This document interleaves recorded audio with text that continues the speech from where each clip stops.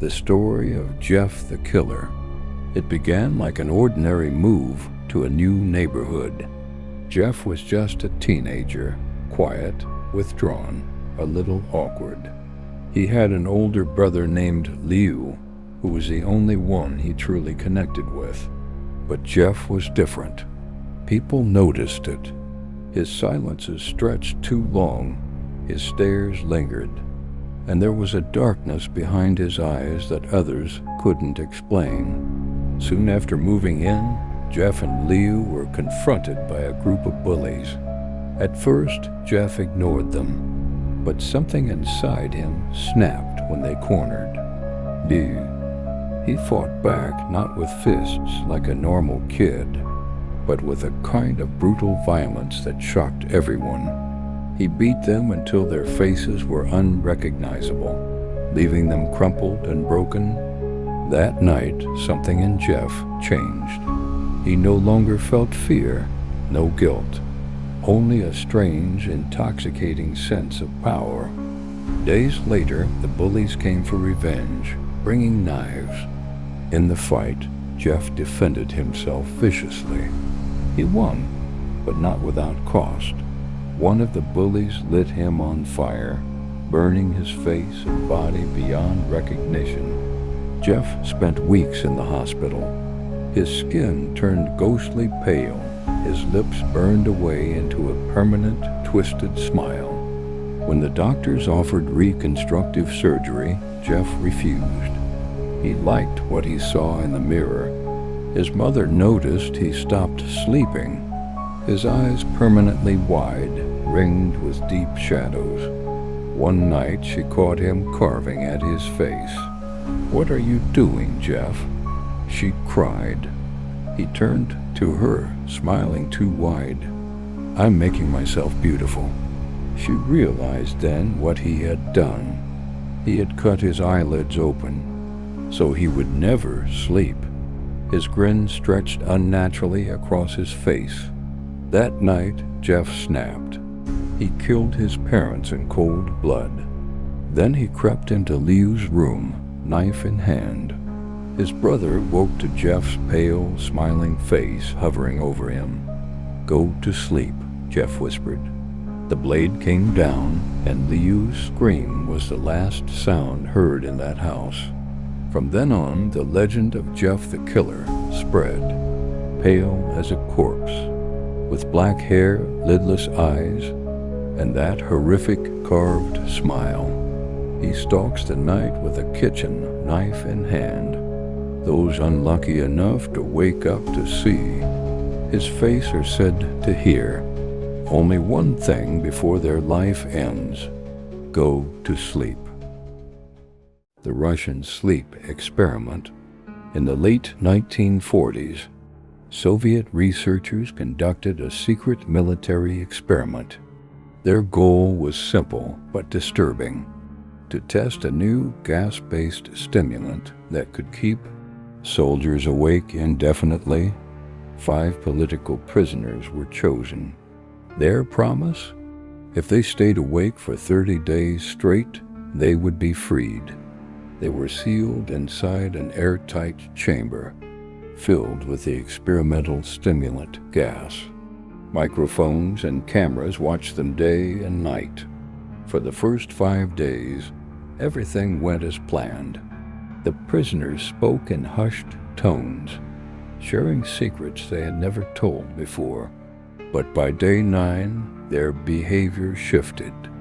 They stopped talking to one another, whispering into the microphones instead. They showed signs of paranoia, pacing endlessly, muttering to themselves, their eyes wide and wild. By day 12, the screaming began. One prisoner ran in circles for hours, shrieking until his vocal cords tore. Another clawed his own skin open, laughing as he did it. The others sat silently, rocking back and forth. The smell of blood filled the chamber. Then silence. For days, fearing the worst, the researchers finally opened the chamber. What they found was beyond anything they expected. The prisoners were still alive, but barely human. Their flesh was torn apart, organs spilling out, but they didn't seem to care. They had ripped chunks of muscle from their own bodies and eaten them. Blood coated the walls, yet somehow they were still awake, still alive. Doctors rushed in, attempting to sedate and treat them. But the subjects fought violently, breaking restraints with unnatural strength. Even with organs exposed, they screamed one thing over and over: "I must remain awake." One subject ripped out his own vocal cords, but continued to writhe, eyes open wide as though sleep itself was the enemy. Another broke free and killed a soldier with his bare hands, before finally being shot down. In the end, only one prisoner remained, barely conscious, torn to pieces, yet still breathing. A doctor leaned in and asked the question everyone was thinking: "What are you? What are you, really?" The prisoner smiled through broken teeth and whispered, "We are you. We are the madness that lurks within you all, begging to be free.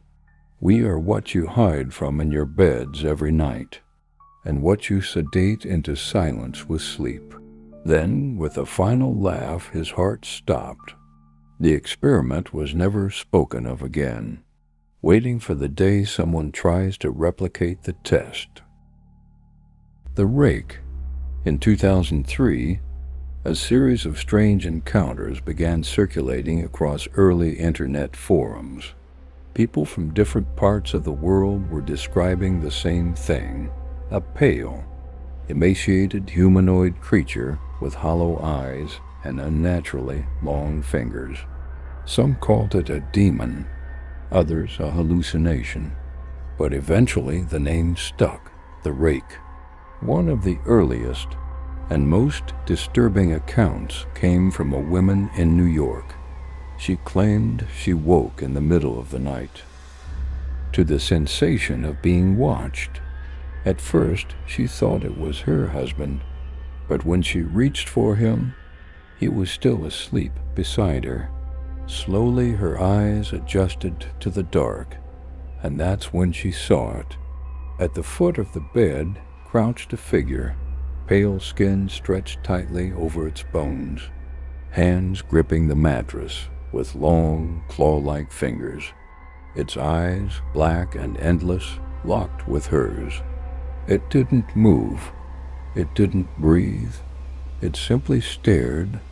Minutes passed in silence until the thing crawled forward, its body shifting with jerky, unnatural movements. It leaned so close she could feel its damp, uneven breath on her skin. Then, as suddenly as it appeared, it slipped away into the hallway.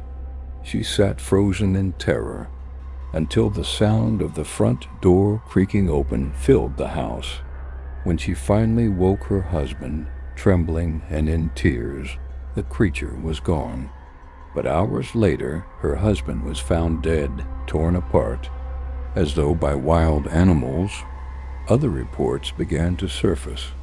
A man in Idaho claimed he woke one night to find the Rake crouched at the edge of his bed, whispering his name over and over until morning. A family in Maine said they found it sitting at the foot of their child's bed, watching the boy sleep. And then there was the journal. In 2006, researchers discovered a handwritten diary left behind in a house, abandoned after a supposed Rake sighting. The pages detailed weeks of torment, sightings of the creature inside the man's home, following him at night, watching from corners, standing silently in doorways. The final entry was short: "I can't take it anymore. It knows I'm writing this. It knows everything. I think I finally understand what it wants." The man was never seen again. To this day, those who claim to have encountered The rake described the same feelings: a crushing dread, the stench of decay, and the certainty that once you've seen it, it never truly leaves you. Some say the rake kills.